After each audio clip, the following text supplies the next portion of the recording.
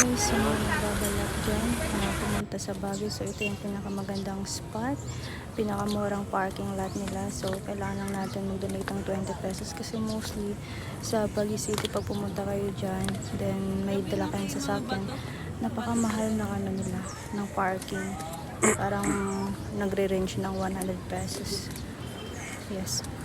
So and then ito yung Mines View Park.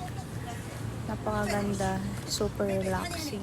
So nakikita nyo naman guys, ayan, sobrang taas.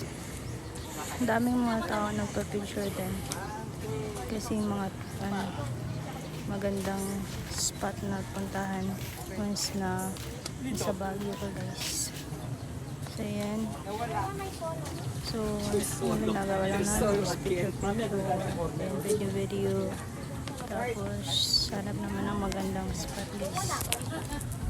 Diba? Dong, dong, ding. Diba? Ang ganda.